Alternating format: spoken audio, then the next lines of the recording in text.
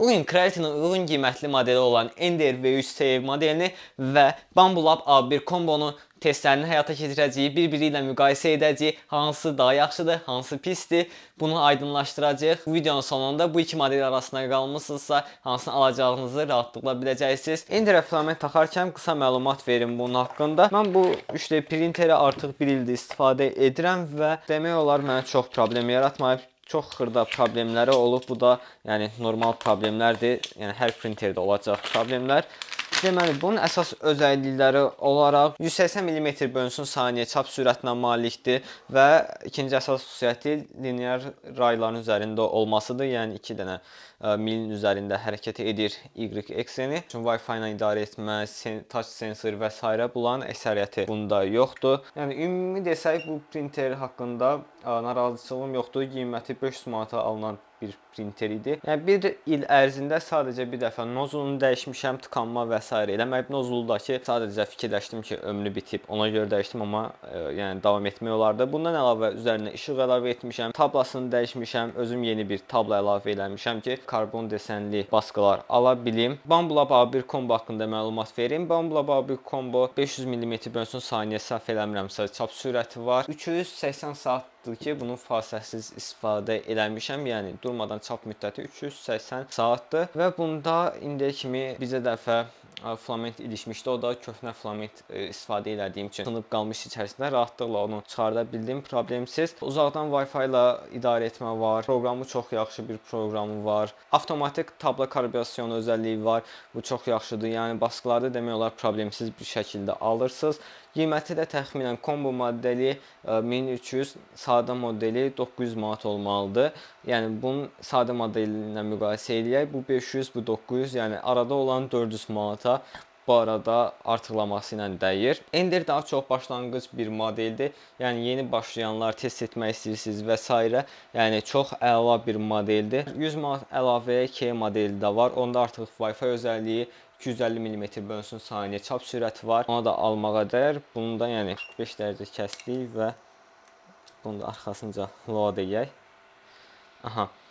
Filament yüklənəndən sonra artıq çap sürətlərini bir-biri ilə müqayisə eləyəcəyik. Eyni modeli ikisinə də qoyacağıq, hansı daha tez olacaq və s. Bunda rəngli basma xüsusiyyəti də var, amma bu videoda sadə model kimi test eləyəcəm. Yalnız tək rəngli bir model kimi, çünki bu da tək rənglidir, bu da tək rəngli model. 900 manatlıq olan versiyası ilə müqayisə etməyimiz daha çoxdur. İstəyən olsa tək bunu yoxlayaram, Bambunu, yəni A1 kombo kimi rəngli basqı xüsusiyyətini və s. Mən sözüm düzü rəngli basqı xüsusiyyətini demək olar heç işlətməmişəm, çünki filament israfı həddən artıq çox olur. Filamentimiz yükləndi. Artıq isə sürət testlərinə başlayaq. Hər ikisinə eyni modeli qoyacağam. Baxaq nə qədər müddət ərzində çap bitir. Bu Bambunun proqramıdır və bunun içərisindən ayarları hamısı default ayarlardadır. Sadəcə 2-nin 10%-ə gyroid qoydum ki, hər iki orkada da eyni olsun. İndi keçək orkaya. Gördüyünüz kimi orkada 2 var, 10%, qalan da hər şey default Ender ayarlarındadır. Enderdə flash kartla göndərmək lazımdır.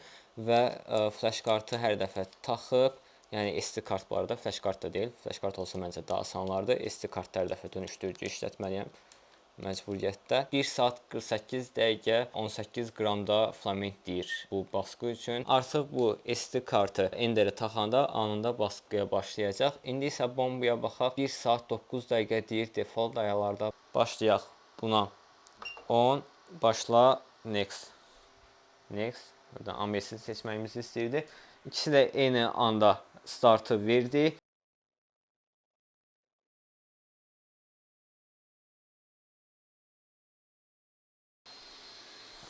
Bu Creality'nin ilk katmanıdır. Bu isə Bambu.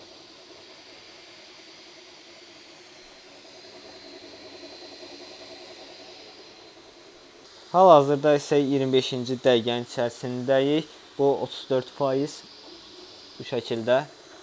Bu isə 17%-dədir. Bu 50%-dədir. Bambu 38-ci dəqiqədə, bu 31%-dədir. Bu da belə. Bu şəkildə gedirlər.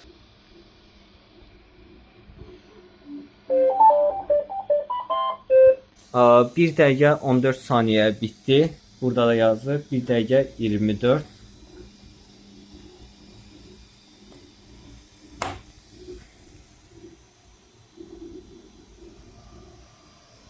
Bu dəyərlər 68-dədir. Və bu bitdi. 1 dəqiqə 46-cı saniyədə bu haldadır. Və buna da ki, artıq bir təzə test baskısı qoymuşam, onu davam edir. Və buna da eyni baskını qoyaq, görək necə olur. İndi bunları müqayisə edəcəm.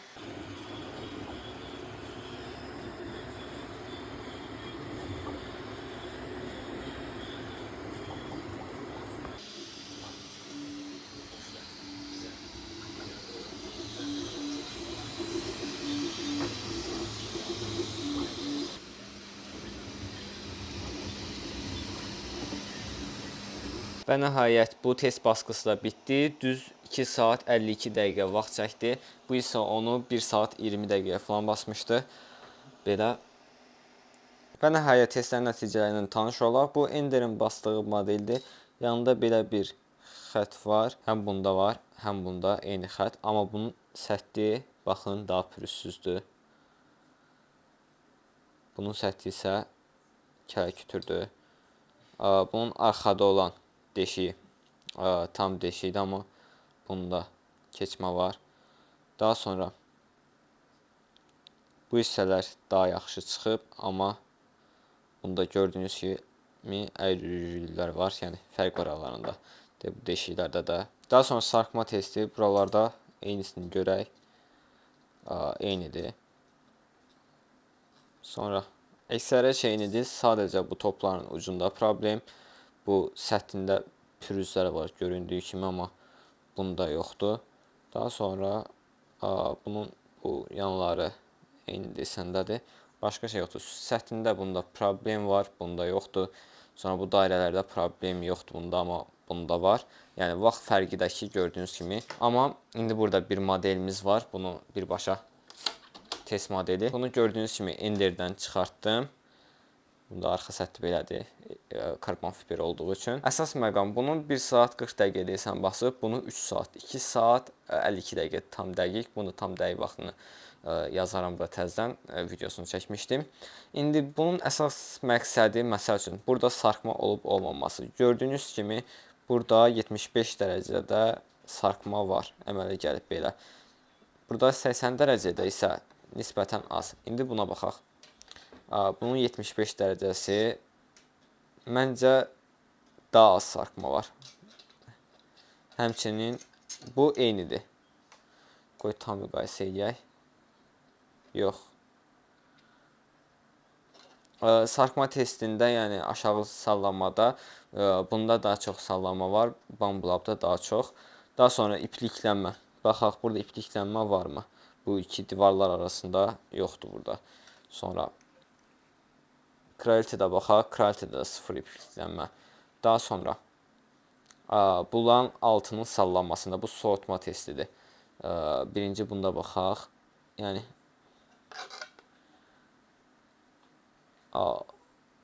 biraz burada sanki sarkma var. Buna da baxaq. Bunda da eyni qaydadır, amma digərlərində yoxdur. Yalnız bu ən böyükdə var, digərlərində yoxdur. Digər testlər, yazı testləri ikisində də eyni dərəcədə oxunaqlıdır. Bunlar daha sonra bu tolerans testləri, bunları mən ayrıca ölçmüşdüm. Uyğundur. Bunlar da öz qaydasında. Bunun amma qırağında gördüyünüz kimi biraz boşluq var. Bu amma akış kalibrasiyonu edilsə bu düzələcək bir şeydir. Bunda isə avtomatik elədiyi üçün belə bir problem yoxdur. Gördüyünüz kimi tərtəmiz çıxıb, amma bunun qıraqlarında boşluqlar var. Bunda isə elə bir boşluq yoxdur. Daha sonra dairələrə baxırıq. Problemsiz. Yox, bunun bu hissəsində gördüyünüz kimi biraz boşluq fason var, amma bunda heç o da yoxdur. Daha sonra bunlar öz qaydasında. Burada bir dənə testimiz var. Burada support test yazılıb, amma eyni modeldir. Bunda yazılmayıb, onu başa düşmədim niyə olub. Yəni bəlkə qırmaq lazımdır bu hissəni. Yox, qırmaq olmur.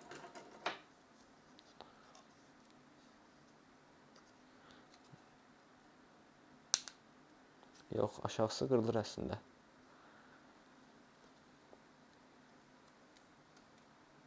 Nəysə, qırılmadı. Bu support test nəsə alınmadı. Nəysə, ümumi məqam belədir. Bunda Bambulabda daha çox sallantı var, amma bunda azdır. Bunlar eyni məsafələrdə eynidir. Sadəcə bunda akış kalibrasyonu, bu Bambulab avtomatik elədiyi üçün bunda problem yoxdur, amma bunda akışda problem var. Sonra burada nöqtələri görürəm. Bu nəyin nöqtələridir? Nəsə problemdir sanki. Yazıları bu yazıb, amma bu yazmayıb nədənsə. Burada olan test sözləri və s. də yazılmayıb. Bunda nəsə problem olub bu yazıları. Bambulab yazıları yazmayıb. Belə ümumi nəticə bu. Gəlin indi yekunlaşdıraq. Bu printerlərdən hansı sizə uyğundur? Əgər sizə vaxt önəmli deyilsə, büdcəniz qısıtlıdırsa, keyfiyyətli, büdcəyə uyğun keyfiyyətli bir məhsul axtarırsınızsa, %100 NDR V3C-ni alın. Çünki problemsiz bir printerdir və ehtiyac hissələrini rahatlıqla Çindən və ya Azərbaycandan təmin edə bilərsiniz, ala bilərsiniz. Amma sizə vaxt önəmlidirsə, istənilən yerdən baskı qoymaq istəyirsinizsə və arxanızda fikriniz qalması istəmirsiniz ki, məsəl üçün printerə baskı qoydunuz, amma birdən qopar bir şey olar. Printer tam o printerdir, yəni problemsiz bir printerdir. Bu da problemsizdir, lakin ilk qatmanda və s. problem olma ehtimalı bəzən olur. Sonradan qopma ehtimalları bəzən olur. Bambuya nisbətən daha çoxdur, amma çox bu da problem yaşatmır da. Qiymət-keyfiyyət nisbəti məncə əladır. Bunun kombo olmayan versiyası deyəsən son dəfə baxanda 900 manat idi. Yəni 400 manat verməyə məncə %100 dəyər. Əgər fiqurlar çıxartmaq istəyirsinizsə,